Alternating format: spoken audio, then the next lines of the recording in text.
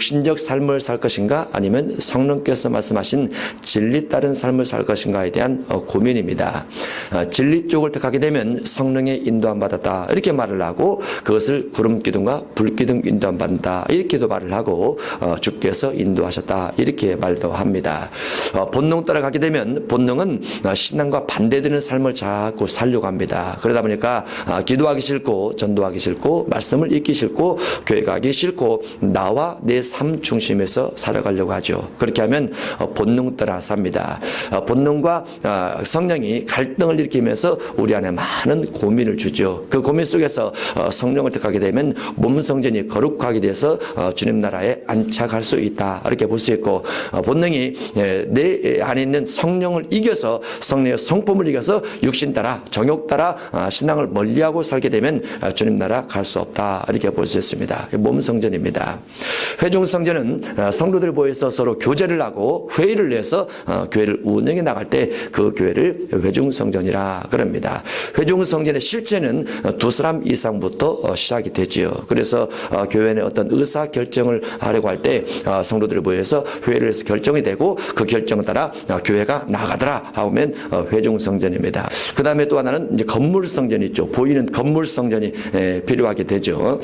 우리가 보이는 건물 성전은 햇빛을 막고 또 여름에 비를 바람도 또 비도 막고 또 자연적인 어떤 소리가 외부로 노출되지 않고 외부 소리가 들리지 않고 말씀을 듣고 예배할 수 있는 그와 같은 최적의 공간이면 가장 좋다 이렇게 볼 수 있고, 거기에다가 성도들이 조금 더 편리하게 주님을 섬겨가고 교회 안에서 봉사할 수 있는 여건적 그와 같은 어떤 건물적 형태가 되면 좋다 이렇게 볼 수 있죠. 전반적인 부분들의 어떤 관리의 운영에 대한 부분을 관심을 갖고 신경 쓰는 것을 건물 성전이라 그럽니다. 그러나 건물 성전이 곧 영혼 구원은 아니라는 거, 건물 성전을 짓는 것이 곧 신앙의 일부이긴 하지만은 전체는 아니라는 것을 꼭 명심해야 돼요. 교회가 건물이 아무리 화려하고 예쁘게 지었다 할지라도 그것이 구원받는 건 아닙니다. 또 그곳에 헌금을 했다고 해서 그것이 구원과 직결되는 건 아니에요. 구원은 영혼이 구원을 받는 겁니다. 영혼이 구원을 받게 만들어가는 장소가 교회 건물이라 이렇게 볼 수 있는 것이죠. 영혼 구원이 제일 중요하고 그 다음에 회중 성전이 중요하고 건물 성전은 세 번째로 중요합니다. 그러나 건물 때문에 성도들이 또 안 믿는 사람들이 또 이방인들이 그 교회를 바라보고 교회를 가야 되겠다 이런 마음도 먹기 때문에, 그러나 건물 성전을 소홀하게 다룰 수는 없죠. 건물이 새카맣고 그래봐요. 누가 거기를 가고 싶어 하겠습니까? 아무리 말씀이 좋다 할지라도 그래서 그런 부분들 다 조화 있게 이루어지는 것이 좋다 이렇게 볼 수 있습니다. 건물 성전도 끊임없이 지어져 가야 되죠. 만약에 건물을 정말 잘 짓는다면 유럽처럼 지어야 되겠죠. 유럽처럼 100년 이상 지금도 짓는 교회가 있다고 하죠. 우리나라도 보면은 건물 성전을 아주 잘 짓는 교회들이 많이 있어요. 많이 있지만은 제 신앙적 관점은, 제가 보는 성경적 관점은 건물 성전에 투자를 많이 하는 것은 아니다. 그렇지만 기본적인 여건들은 형성되어 있어야 된다 이렇게 볼 수 있습니다. 그래서 여러분들이 늘 건물에 관심을 가져야 돼요. 다 짓고 나서 건물의 관리도 상당히 많이 중요합니다. 건물의 관리라는 것은 시간이 흐르면서 햇볕과 바람, 비 이와 같은 것들 통해서 건물이 노후화되죠. 어떤 건물적 형태로만의 어떤 가치도 있지만은 그런 부분뿐만 아니라 오늘 본문에 보면 아주 중요한 말씀이 기록됐는데, 만남에 안디옥에 데리고 와서 둘이 교회에 1년간 모여 있어 큰 무리를 가르쳤고, 안디옥에 데리고 와서 우리 전주에 안디옥 교회가 있죠. 안디옥 교회가 선교를 아주 많이 합니다. 선교를 많이 하는데 이 26절에서 가장 중요한 것은 그리스도인인가 라는 겁니다. 교회가 그리스도인인가, 그리스도인으로서 성장되는 교회인가 라는 것이 가장 중요하죠. 그리스도라는 말은 구원자란 뜻입니다. 구원자, 그리스도인, 구원받은 사람이죠. 구원받은 사람인데 우리가 구원을 세 종류로 나눌 수 있어요. 첫 번째 구원은 안 믿다가 예수 믿는 구원입니다. 안 믿다가 예수 믿는 구원. 믿지 않을 때는 원죄성 속에 있어서 그 원죄가 내 삶을 끌어가는데 정욕과 자랑 중심으로 나를 끌어갑니다. 그 정욕과 자랑이 무엇입니까? 어쨌든 이 땅에 목숨을 부지하고 있는 동안 무엇인가는 먹고 살아야 되는 것이죠. 먹을 것, 마실 것, 입을 것 중심에서 살아가고자 하는 것이 정욕입니다. 인간의 가장 기본적인 성품이고 기본적인 삶을 추구하는 것인데, 먹을 것, 마실 것, 입을 것 중심에서 살아가는 것이 그게 정욕이에요. 성경에서 그렇게 되어 있어요. 마태복음 24장에 보면 노아 당시에 멸망받은 사람이 왜 멸망받은 줄 아느냐? 먹을 것, 마실 것, 시집가고 장가가는 것 중심에 살다가 깨닫지 못해서 멸망받았다라고 되어 있어요. 가장 기본적인 것이지만은, 그래서 가장 기본적인 것 따라 살면 안 되는 거죠. 반대로 살아야 되는 거죠. 인생의 목적이 먹을 것, 마실 것, 입을 것, 먹마 입에 있는 것이 아니고 하나님의 영광을 위한다든가 아니면 내 영혼을 거룩하게 만드는 데 목적이 있다. 여기 뒤야 되거든요. 왜냐하면 본성 따라 살면 죽습니다. 본성이 천국 가는 건 아니에요. 본성은 무언가 먹고 살아야 되지만은 그것이 천국 가는 건 아니라는 거죠. 천국 가는 것은 먹을 것 중심한 삶의 인생이 영혼을 깨끗하게 하고 영혼을 거룩하게 만드는 삶의 목적으로 바꿔줘야 됩니다. 그렇게 할 때 영혼이 구원받는다. 이렇게 표현하게 되는데 안디옥 교회에서 그리스도니라 구원받은 자라 안 믿다가 믿는 사람이 생겼더라라고 되어 있어요. 그 부분이 사도행전 11장 19절부터 쭉 보면은 두 종류의 사람이 구원받게 되는데 하나는 유대인들이 구원을 받습니다. 또 하나는 이방인들이 구원을 받습니다. 그러면 유대인들이 구원받는다는 것은 믿다가 낙심되었다든가 믿다가 잘못 믿다든가 이와 같은 사람들이 안디옥 교회를 통해서 믿음이 확실하게 됐다고 말이죠. 잘못된 믿음이 바른 믿음을 수용하게 됐다고 말이죠. 우리가 세상에서 볼 때는 기독교인들을 신뢰할 수 없는 부분이 많아요. 믿는 사람들이, 교회 다니는 사람들이 그런 것이 많이 있습니다. 그런 부분들이 안디옥 교회 다니면서 그 교회를 중심해서 생각이 바뀌고 신앙이 바뀌고 삶의 목적과 방향이 바뀌면서 바른, 정직한, 진실된, 진리 따른 삶으로 사람들의 생각이 바뀌어졌더라고 말이죠. 거듭나는 삶을 살다고 말이죠. 그래서 안디옥 교회가 그리스도니라 이런 말을 듣게 되는 겁니다. 제일 중요한 것은 안 믿는 사람이 죄에서 구원받는 것이죠. 두 번째는 또 무슨 구원입니까? 환경에서 구원받는 겁니다. 환경, 육신적 삶이 어려움이 교회를 다니면서 하나씩 풀어지는 거죠. 변화돼 가는 거죠. 하나씩 육신적 어떤 질병이라든가 무지함이라든가 또는 사단이라든가 귀신이라든가 삶의 어려운 여건 가운데서 주님을 붙잡고 주 앞에 기도해서 해결해 나가는 거예요. 하나씩 한 번에 다 되지 못하죠. 그러나 조금씩 기도하면서 가다 보면은 하나님의 인도하심 반드시 있습니다. 그 가운데 절대적으로 필요한 요건이 믿음이죠. 믿음을 갖고 주 앞에 기도하면, 의심치 않고 주 앞에 기도하면 예수님께서 살아계시고 예수님께서 전능하시고 예수님께서 치료자시고 예수님께서 우리를 부유케 하신다는 그 믿음을 가지고 나가게 되면 주님께서 우리의 기도를 들으시고 응답해 주심으로 내 삶의 형편과 처지가 풀어질 수 있더라고 말이죠. 그 부분이 환경권입니다. 우리가 교회를 다니면 하나님의 살아계심을 어디서 볼 수 있는가? 교회를 다니면 하나님을 어디서 만날 수 있는가? 사실 교회 오면 십자가 외에는 아무것도 없어요.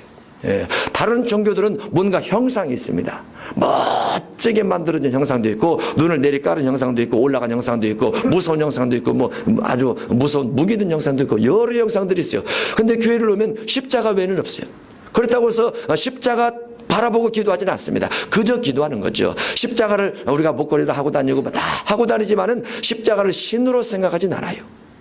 뭔가 그런데도 성도들이 교회를 다니면서 기도하고 응답받는 분들이 있다고 말이죠. 왜 그렇습니까? 기독교의 하나님은 형상의 신이 아니에요. 기독교 하나님은 육신의 세계를 넘어선 저 너머에 있습니다. 4차원의 세계에 있는 것이죠. 그러다 보니까 그 하나님 앞에 기도를 하면서 우리가 응답받아야 되는데 하나님에 대해서 알지 못하면 마음껏 기도할 수 없어요. 형상이라면 형상이 크다. 저 손을 봐 엄청나게 크네. 저 얼굴을 봐 엄청나게 크네 해서 150m 되는 영상을 만들어서 섬긴다든가 100m 되는 신을 섬긴다든가 예전에 노태우 대통령이 만들었던 신을 그러잖아요. 근데 기독교는 그런 신이 아니에요.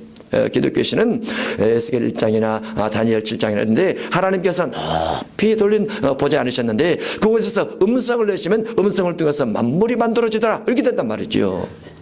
그리고 그 하나님에 대한 여러 지식들이 성경 안에 들어있어요. 하나님은 진실을 좋아하시고 진리를 좋아하시고 정직함을 좋아하시고 깨끗함을 좋아하시고 이웃을 사랑하는 걸 좋아하시고 악한 말을 싫어하시고 저주하는 걸 싫어하시고 그래서 기독교인들이 그렇게 살면 응답이 더디 옵니다. 세속적이고 자기 개인적 욕심 중심에서 살면 하나님이 싫어하십니다. 하나님이 어떠한 분인가를 알고 그 하나님 앞에 기도하면서 간구하면서 응답받게 되는데 그 응답을 받아가는 것을 환경 구원이라 그럽니다. 그래서 질병 있는 사람도 기도하고, 자녀를 위해서 기도하고, 사업을 위해서 기도하고, 미래를 위해서 기도하고, 여러 형태를 가지고 기도 제목을 정해서 기도하죠. 그러면 보이지 않지만 그 하나님이 전지하시기 때문에 내 기도를 알으세요. 그 하나님이 전능하시기 때문에 내가 무엇을 기도한지 압니다. 그런데 하나님의 살아계심과 하나님의 전지전능하심에 대해서 의심 없이 믿는 사람의 기도를 가장 기뻐하세요. 의심 없이. 왜냐하면 하나님은 전능하신데 우리가 그 하나님께서 하나님 앞에 기도하면서 하나님 정말 있습니까? 하나님 살아계십니까? 하나님 이 일을 할 수 있습니까? 이렇게 묻는다고 하면 그 하나님이 응답을 줄 수가 없어요. 왜냐하면 하나님 의심하면 듣는 하나님의 기분이 나빠서 응답을 안 준다고 말이죠. 그래서 하나님의 보이지 않지만 하나님이 살아계시다는 것을 정확하게 성경을 통해서 지식적으로 믿고 그 지식에 하나님을 향해서 기도하면 하나님께서 응답 주게 되는 거죠. 예, 그래서 믿음은 들음에서 나며 들음은 그리스도 예수의 말씀으로 말미암느니라. 하나님께서 어떻게 생기셨는가, 하나님께서 어떠한 모습을 하고 계시는가, 하나님께서 어떠한 손을 가지고 계시고 어떠한 눈을 가지고 계시고 어떠한 머리를 가지고 계시고 어떠한 옷을 입고 계시고 하나님의 나라는 어떻게 생겼고, 이런 부분에 대해서 우리가 믿음이 커지면 커질수록 우리의 기도가 정확해지고 의심이 사라진다라고 볼 수 있죠. 그래서 믿음이 들음에서 나기 때문에 성경을 자꾸 읽는 사람은 믿음이 커지고 성경을 안 읽는 사람은 믿음이 작아져요. 세상의 책 가운데는 성경을 비난하는 책도 아주 많이 있습니다. 성경이 66권인데 성경이 66권이 아니고 가톨릭에서는 7권을 더해서 73권입니다. 그래서 가톨릭이라든가 다른 종교라든가 성경을 비판하는 책도 많이 나고, 또 예수님께서 어떤 때는 인도에 수행하러 갔다가 거기서 도사가 돼서 예루살렘에 들어가서 복음을 전파했다, 이렇게 말하는 사람도 있어요. 또 그런 책도 나와 있어요. 그러면 베스트셀러가 돼서 많이 팔리면서 예수님에 비난을 하게 되죠. 그러나 그렇지 않습니다. 예수님은 성경은 66권으로, 이 66권이 언제 만들어졌느냐? 거의 2000년 전에 만들어졌어요. 구약 같은 경우는 BC 예수님 오시기 이전에 66권이 30권이 완성돼서 가지고 있었고, 예수님께서 오신 이후에 예수님의 제자들의 책을 기록하면서 AD 300년경에 이것을 정경으로 하자 해서 지금까지 왔습니다.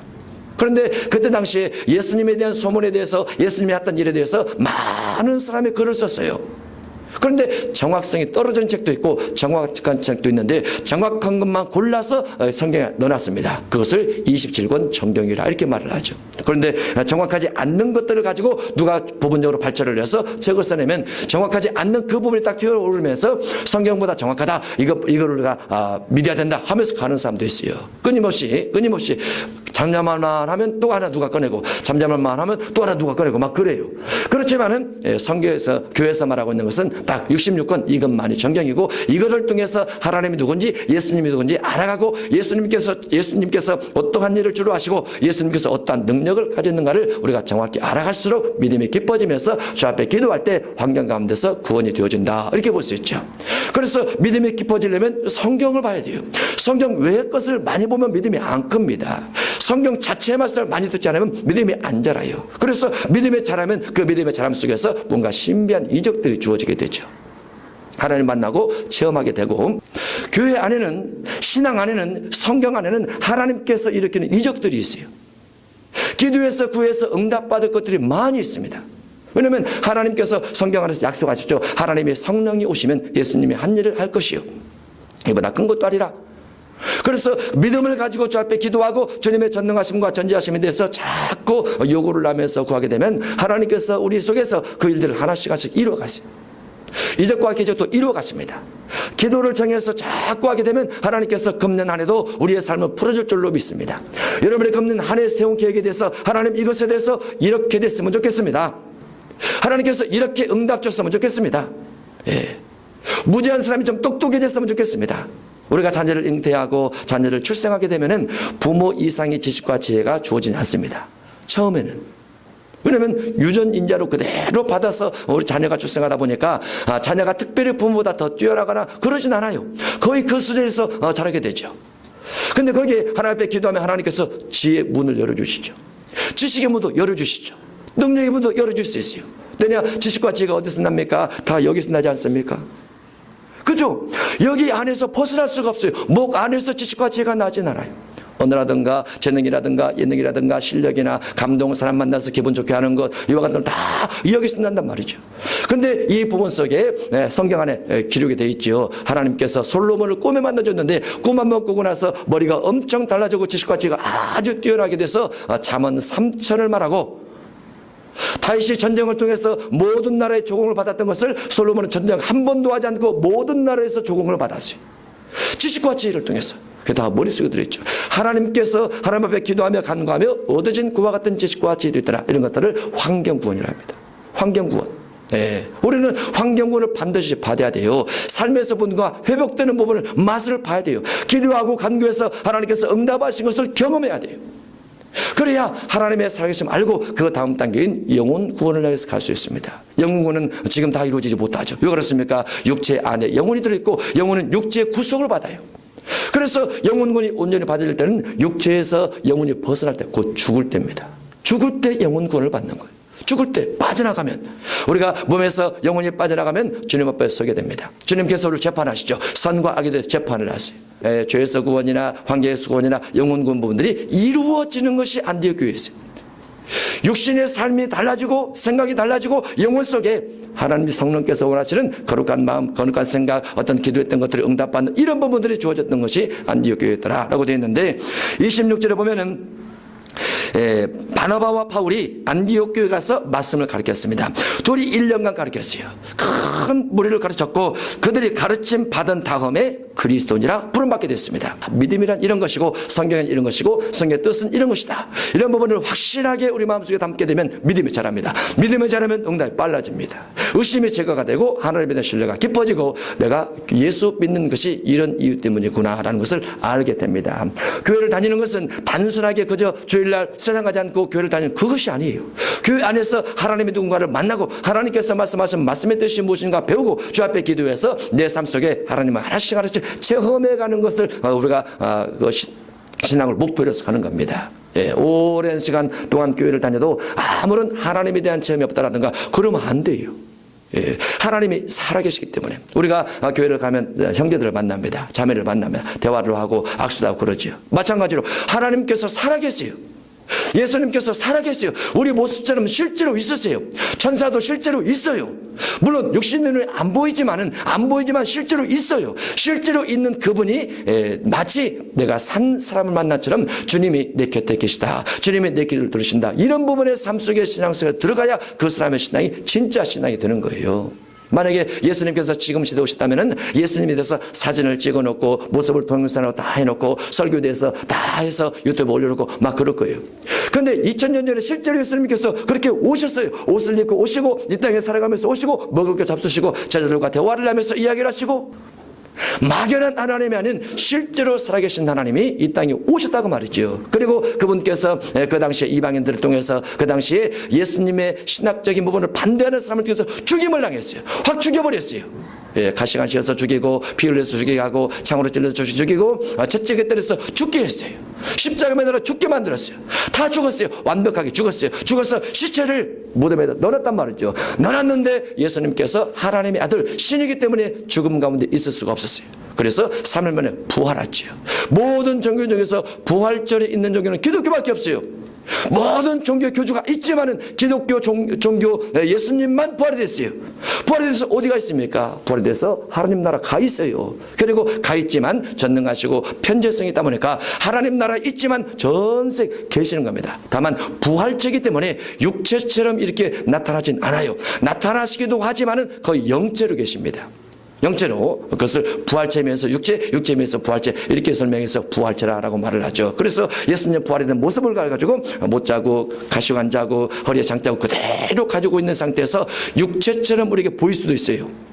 2000년 전에 오셨기 때문에. 그렇지만은 항상 그렇게 계시지 않고 그 하나님 보좌 우편에 계셔서 우리의 기도를 듣고 계시는데, 여러분의 금년 한 해 동안 하나님 말씀을 자꾸 읽고 듣고 깨우치고 말씀을 내 삶 속에 적용시켜서 죽으신 하나님이 아니고 죽어버린 하나님이 아니고 보좌 위에만 계신 하나님이 아니고 내 삶 속에 진근히 계신 주님을 꼭 만나시기 바랍니다. 기도 가운데 주님을 체험하시기 바랍니다. 주님은 여러분과 함께 할 줄로 믿습니다. 여러분의 소원에 대해서 여러분의 기도 제목에 대해서 응답하실 줄로 믿습니다. 금년의 비전을 가지시고 전심으로 기도하면서 주님 만나는 귀한 축복이 있으시기를 바랍니다.